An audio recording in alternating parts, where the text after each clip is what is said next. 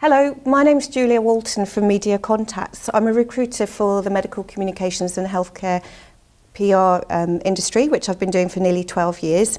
And I'm here to speak to you today about freelancing in MedComms and how to become a successful freelancer. To start with, why freelance? Well, the obvious one is flexibility.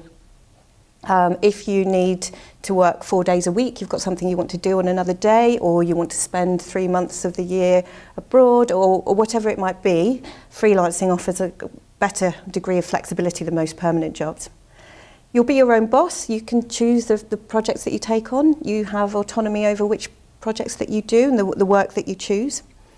Less office politics. This is probably one of the biggest reasons I hear from people about wanting to freelance. They're fed up of office politics and having to stay late and deal with difficult personalities. When you're a freelancer, you don't sweat the small stuff. And there are tax benefits as a freelancer. You speak to a good accountant, they can work this out for you, but you will definitely save money this way. More and more companies are open to flexible working, which can include using freelancers. Before you think about switching to freelance, think about what you'll be giving up and be prepared for these things. You're no longer going to have a reliable monthly salary, so you need to make sure that you've got enough money behind you to afford to be able to do this. You won't get paid holiday, you won't get paid sick leave, company benefits, pensions and various other bits and pieces. And you may miss having regular colleagues that you have long-term professional relationships with and social occasions with. Also, regular career progression. Make sure that you're senior enough that you've achieved the level that you want to be at, because until you go back into a permanent job, you're not really going to move up through the ranks again.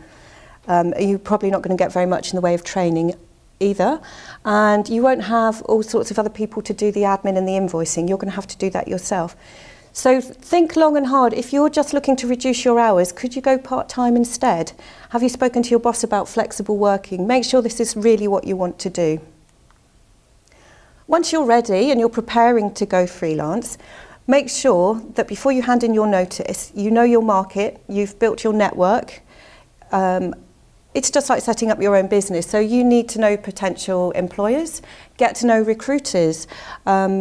With recruiters, it's unlikely that we're going to phone round every single freelancer that we know when we get asked for someone, but we'll always post on LinkedIn, need somebody to start on Monday for 3 months. So make sure you're linked in with plenty of recruiters as well. When it comes to putting aside money as a cushion, I think the general rule is make sure that you've got 12 months worth before you start, because particularly when you begin, your income's not going to be as reliable as it will be once you're established. Make sure you've got a pension and you've spoken to somebody about the tax implications. And you need to market yourself very well. Make sure that your LinkedIn, Facebook, Twitter and your business websites are all really up to date. You might want to consider joining a union as well. The Association of Independent Professionals and the Self-Employed, I believe, is a good one for freelancers. And make sure that you've got a portfolio of your best work, that it's on your website, that there are links to it on LinkedIn, and that you keep that up to date. And make a plan. What are you going to be doing when you're not working? You might have had this in mind before you'd made the decision, but it might be just you fancied a bit more time, but make sure you've got that sorted. You're going to need to network all the time. You're now a sales and marketing executive as well as a writer or a MedComms expert. So make sure that you attend plenty of events and you know what's happening and you know other freelancers. Research market rates. Again, talk to other freelancers, talk to employers, talk to recruiters, and know what your time's worth so that you're not either pricing yourself out of the market or undercutting yourself. Plan your time carefully. You won't have a boss breathing down your neck anymore, so you need to make sure you're on top of things. And if you're going to be home-based, you might want to consider having a short walk before and after work, so that although you don't have the commute breaking up the day anymore, you've got clear separation between your leisure time and work time.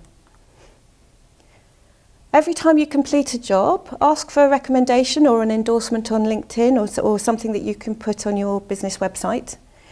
Don't be afraid to ask people to pass your details to colleagues and friends if they think you've done a good job.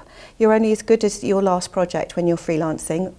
And it's a close-knit community. People talk to each other, and that's that's great if your work's good. So make sure you ask people to recommend you. To summarise, preparation is key. Make sure you've got a business mindset. It's not something you've just fallen into. You're setting up your own business. Make sure that you're good enough, you've got enough experience, you're flexible enough and financially secure before you start, and then go for it. So if you'd like any further advice or guidance, please don't hesitate to contact me. Thank you.